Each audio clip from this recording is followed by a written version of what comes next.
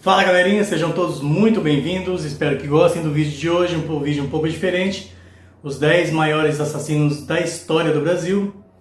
Gostaria de começar esse vídeo já dando aquela mendigagem, pedindo que, se você não for inscrito, que você se inscreva no canal, ative a sinoca de notificações e, se não for pedir muito, deixar aquele like maroto pra gente. Bora lá então?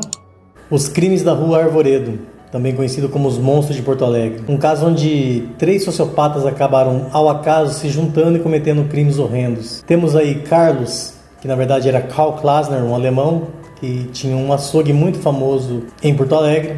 José Ramos, um ex-policial que havia sido expulso da corporação por ser violento demais e acabou indo trabalhar com o Carlos. E Catarina Paus, que era húngara e vivia em Porto Alegre de alguns pequenos golpes, alguns pequenos furtos. Catarina e José Ramos acabaram indo morar junto, trabalhavam com o Carlos durante o dia e à noite aplicavam pequenos golpes. Só que eles começaram a exagerar e começaram a matar suas vítimas. Ela seduzia, levava para casa com a desculpa que o marido não estaria, e quando chegavam eles matavam, tomavam os pertences das vítimas e enterravam no fundo de casa. Mas aí acabou o espaço. Eles conversaram com o Carlos e o Carlos falou: não, traz para mim os corpos aí, vamos fazer linguiça. Meu Deus! Durante a madrugada eles cortavam os corpos em pedaços, levavam para o açougue e aí o dono do açougue, que era o Karl, desossava os corpos humanos e faziam linguiça. E essa linguiça na época era considerada a melhor linguiça de Porto Alegre, tanto que pessoas de outras regiões vinham para encomendar essa linguiça. Esse vídeo eu vou fazer um vídeo à parte dele, tem bastante coisa, vai sair um vídeo só dele. Então eu vou encerrar aqui só contando como José Ramos e Catarina foram presos. E no seu último assassinato, eles mataram um comerciante e seu caixeiro, um rapaz de apenas 14 anos. Só que dessa vez havia testemunhas que foram até o delegado e disseram que eles estavam juntos com o José Ramos e a Catarina. O delegado, já conhecendo a índole de José Ramos, foi até a casa e aí não demorou para encontrar pedaços de corpos humanos, corpos de animais, e eles acabaram sendo presos. Em seguida temos o Filho da Luz, que de luz, diga-se de passagem, não tinha nada.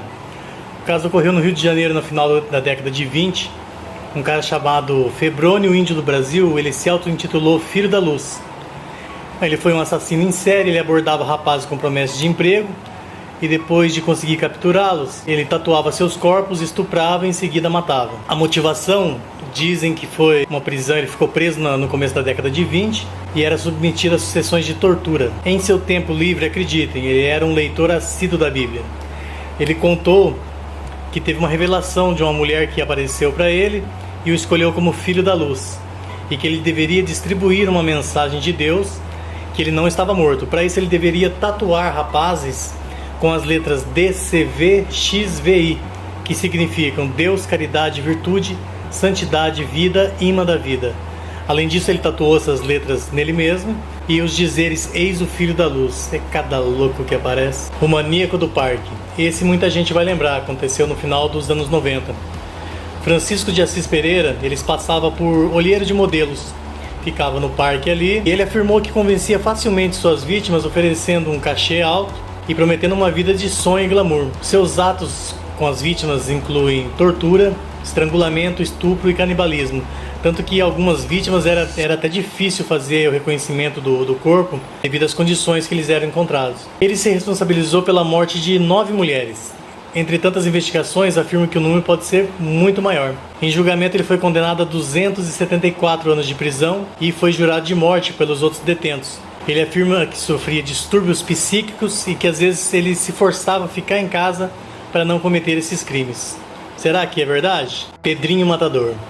Pedro Rodrigues Filho, conhecido como Pedrinho Matador, começou a matar aos 14 anos. Era uma pessoa de sangue frio e ele assassinava as pessoas que ele considerava pessoas más. Tem muito disso, né? Esses doidos, eles acham que são um tipo de salvador e acabam matando pessoas que eles consideram más. O seu primeiro ato de violência foi contra o próprio pai, matou ele a facadas, arrancou o coração, mordeu e depois cuspiu fora. A vingança foi motivada porque o pai tinha matado a mãe. Também tem muito isso, né?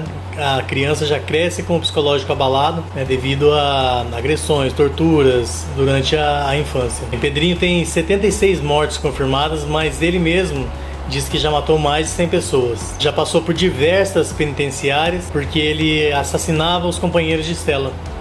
Atualmente ele está preso em São Paulo, na penitenciária 2 Franco da Rocha, e atuou principalmente entre os anos 60 e 70. O assassino dos meninos emasculados do Maranhão. Quem não sabe o que é emasculados, que nem eu também não sabia, é castrado, tá, pessoal? Vocês já vão entender por quê. Esse cara aí, Francisco de Chagas Rodrigues de Brito, era um mecânico e ele foi considerado um dos piores assassinos do Brasil. Tanto que esse caso dele teve muita repercussão internacional na época.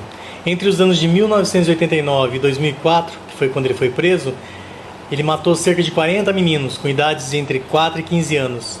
Ele tinha um perfil específico das suas vítimas. Ele sempre escolhia crianças do sexo masculino e de baixa renda. Para atrair essas crianças para algum lugar deserto, ele oferecia dinheiro, comida, vamos fazer algum tipo de brincadeira. Em seguida ele estuprava e na maioria das vezes ele praticava mutilação, envolvendo a retirada dos órgãos sexuais, orelhas e dedos, que ele guardava consigo como lembrança. Ele foi condenado a um total de 385 anos de cadeia, depois de diversos julgamentos. Serial killer de Goiânia, ou monstro de Goiânia também, como é conhecido. Tiago Henrique Gomes da Rocha. Esse cara ele trabalhava como vigilante de um hospital materno-infantil na cidade de Goiânia. Em relatos, os seus colegas de trabalho afirmavam que ele era uma pessoa tranquila, tímida, bem pacato, e ele foi declarado responsável pelo assassinato de 39 pessoas, dentre homens e mulheres. As vítimas do sexo masculino normalmente eram moradores de rua ou homossexuais. Bem, a partir de 2013 ele passou a perseguir somente mulheres. E ao assassinar uma jovem de 14 anos, ele saiu em alta velocidade com a moto dele e a fuga foi registrada numa câmera de monitoramento de trânsito. Ao rastrear as informações da placa, da moto, eles chegaram até o Tiago. Em seu julgamento ele relatou a execução de cada uma das vítimas, certinho como ele tinha feito. Em muitas delas, usando a própria arma que ele recebeu para trabalhar como vigilante. Maníaco de Passo Fundo. Adriano Silva, ou Volney Siqueira como era conhecido, colecionava diversas passagens pela polícia, fugas e nomes diferentes para dificultar a sua identificação. As vítimas eram meninos de classe baixa. Ele atraía para lugares isolados oferecendo pequenos serviços em troca de dinheiro. Com as vítimas capturadas, ele aplicava golpes de Muay Thai até que as crianças ficassem desacordadas. Que vagabundo! Após os golpes, ele estrangulava usando uma corda, sempre usando luva para não deixar impressão digital. Entretanto, algumas das vítimas foram abusadas sexualmente depois de mortas, o que deixou rastros de DNA do agressor, fazendo a polícia chegar até ele. Em uma das vezes que prestou depoimento, ele afirmou que tinha uma vontade íntima, um vício muito grande de matar. Os assassinatos ocorreram entre 2002 e 2004, e Adriano foi condenado a 158 anos de prisão. Pouco, né? Chico Picadinho. Francisco Costa Rocha ficou conhecido como Chico Picadinho após a acusação pela morte de Margaret Suida, uma dançarina austríaca, em 1976. Após os dois terem uma relação sexual, até aí concedida, Francisco teve um surto violento e estrangulou com as próprias mãos e também usando um cinto.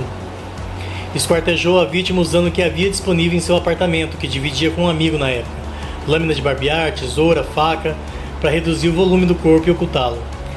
Bom, ele foi descoberto, foi preso pelo crime e liberado 10 anos depois, em 1976, por boa conduta. Logo ao sair, ele agrediu uma garota de programa, só que essa conseguiu se livrar dele. Tempos depois, ele fez sua segunda vítima, Nájila Silva, também uma garota de programa. Procedeu da mesma maneira com que ele fez a primeira vítima, deixando em partes dentro de uma caixa de papelão no apartamento alugado e fugiu. Ele foi preso 28 dias depois, ao ser identificado numa praça do Rio de Janeiro, lendo uma revista que se tratava dos crimes dele. É cara de pau, né? Esse é Ramiro Cartucheira. E na década de 70, Ramiro Matilde Siqueira ficou conhecido pela violência de seus atos. Ele matou muita gente nas zonas rurais de Minas, Goiás e São Paulo. E para isso ele usava uma espingarda cartucheira, pelo qual ele ganhou esse apelido aí, Ramiro Cartucheira. Ele é natural de Jaboticatubas, mas ele atua muito na zona rural da capital mineira, cometendo muitos assassinatos. Tempos depois, vítimas em Goiânia e no interior de São Paulo foram assassinadas com o mesmo padrão, fazendo com que as investigações fossem intensificadas. Mas ele só foi descoberto porque ele recebeu um funcionário do IBGE, foi fazer uma pesquisa de censo na casa dele, a tiros. O cara conseguiu fugir e chamou a polícia, aí não foi difícil de prender, né? Isso foi em 1980. Em 1981, o criminoso foi encontrado morto em sua cela, provavelmente por causa de uma parada cardíaca. Esse é o Monstro de Guaianazes, pessoal. Ele era um bombeiro, Benedito Moreira Carvalho. Ele cometeu seu primeiro crime ao tentar estrangular e abusar sexualmente de uma menor na cidade de São Paulo em 1936. Bom, ele foi expulso da corporação, do Corpo de Bombeiros, e condenado a 1 ano de prisão. Depois ele esteve em cárcere privado também entre 1946 e 49 por abusar sexualmente de uma jovem de 16 anos. E novamente em liberdade, de 1951 a 1953, realizou diversos estupros e também homicídios. Ao todo foram 29 crimes de estupro e 10 assassinatos. Benedito portava uma pasta contendo um cordel que ele usava para violentar as vítimas. Sua fixação por crimes sexuais tem ligação com as diversas doenças sexualmente transmissíveis que ele contraiu quando jovem, o que dificultava as relações com sua esposa, direcionando o impulso e seus desejos para o crime. Bem, galerinha, o vídeo de hoje foi esse. Espero que vocês tenham gostado. Deixe no comentário qual o pior deles na sua opinião. E não se esqueça, se você não for inscrito no canal, se inscreve, ative a sinoca de notificações. E claro, se não for pedir muito, deixa aquele like maroto pra gente. Pessoal, valeu!